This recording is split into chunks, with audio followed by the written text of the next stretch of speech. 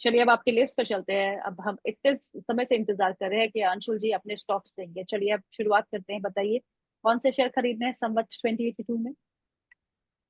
देखिए, मैं हर बार Diwali to Diwali pick बनाता था। इस बार हम लोग ने थोड़ा सा अलग किया है, क्योंकि लगभग सभी लोग वही करते हैं, हम लोग भी वही करते थे, तो इस साल थोड़ा सा पैटर्न चेंज किया है। 2 से 3 साल का पोर्टफोलियो बनाने की अगर आपका मूड है, तो अपने, ओके। अगर 100 रुपए आपके पास कैश है तो नो मोर देन 20% इस पोर्टफोलियो में जाना चाहिए। मतलब बीस ओके। परसेंट से ज्यादा तो आपका इसमें होना नहीं चाहिए।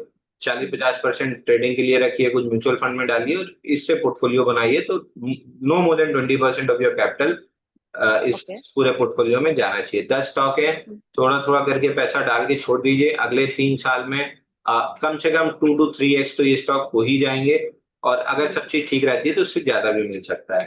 पहला स्टॉक है E2E नेटवर्क। ये मैंने दशहरा में भी रील बना के दिया था, वहां से 20% चला था, फिर ठंडा हुआ है।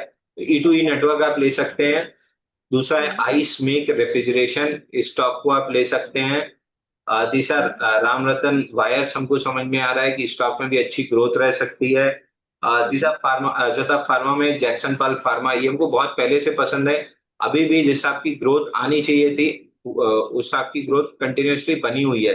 तो मैनेजमेंट अपने आप को प्रूफ कर रही है हर क्वार्टर ऑन क्वार्टर, और जब तक करती रहेगी हम मान के चल रहे हैं कि स्टॉक में एक्सपोनेंशियल और जे कर्व ग्रोथ आ सकती है।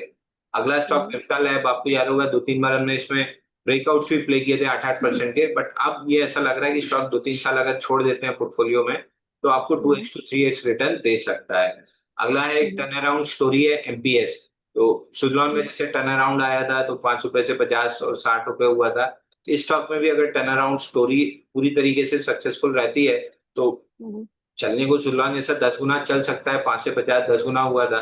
बट मैं एक बार पेसिमिस्टिकली 2x to 3x ही मान के चल रहा हूँ कि उतना भी हो जाए तो आपको तो बहुत अच्छा रिटर्न मिल जाएगा। अगला है केपी एनर्जी। ये पूरा ग्रुप मेरे को पसंद है।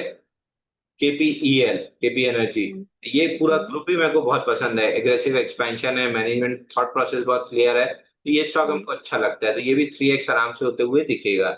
इसके बाद स्टील कास्ट एक शेयर है, जहाँ पे वैसे भी मेटल सेक्टर पे मैं बुलिश हूँ, तो स्टील कास्ट में भी लंबी तेजी आ सकती है। मेटल में हम trading Tata chemical, sorry chemicals में हम ट्रेडिंग टाटा केमिकल में करते हैं। 900 से 1000 रुपए की रेंज, बार बार नीचे लेना ऊपर बेचना। बट इन्वेस्टमेंट 2 से 3 साल के लिए अगर छोड़ना है, तो आपको फिनोटेक्स केमिकल्स लेके छोड़ना चाहिए, इसमें लंबा पैसा बनेगा। इसके बाद आइए Vardhman special steel, again middle sector का काउंटर है वर्धमान स्पेशल स्टील। यहाँ भी 2 to 3x की कम से कम प्राइस अप्रिसिएशन आपको मिल सकती है अगले 3 साल में। एलुआलिया फ्लोराइड, ये भी स्टॉक हमको अच्छा लग रहा है, यहाँ पे भी 3x तक की ग्रोथ मिल सकती है। और लास्ट है कंट्रोल प्रिंट। इस स्टॉक में भी 2 to 3x की अगले 2 से 3 साल में ग्रोथ दिख रही है। इस पूरी लिस्ट में अगर आप कान पे बंदूक रखे हुए बोले कि केवल एक ही स्टॉक ले सकते हैं, तो मैं इन्हें देख के भी एनर्जी जाके खरीद लूंगा, क्योंकि मेरे को मैनेजमेंट और उनका थॉट प्रोसेस बहुत पसंद है। एकदम क्लीन थॉट प्रोसेस है, जैसे मेरा एकदम क्लीन है। स्टॉप लॉस कट रहा है तो एग्जिट करना है, टारगेट मिल रहा है तो एग्जिट करना है। तब ये अपने आप को, आदमी सबसे ज्यादा अपने आप से झूठ बोलता है, कोई किसी को मतलब कोई किसी से झूठ नहीं बोलता है। हर आदमी अपने आप से सबसे ज्यादा झूठ बोलता है। खरीदते समय हम ये बोलते हैं कि मैं ट्रेडिंग के लिए स्टॉप लॉस लगा के ले रहा हूँ। स्टॉप लॉस आने के बाद हम अपने आप को कहानी सुनाने लगते हैं कि अब मैं 2 साल रख सकता हूँ, मेरे पास पैसे की कमी नहीं है, इस पैसे की मेरे को जरूरत नहीं है। तो ये अपने आप से झूठ बोलना अगर आप बंद कर दें, तो आप स्टॉक मार्केट में प्रॉफिटेबल हो जाएंगे।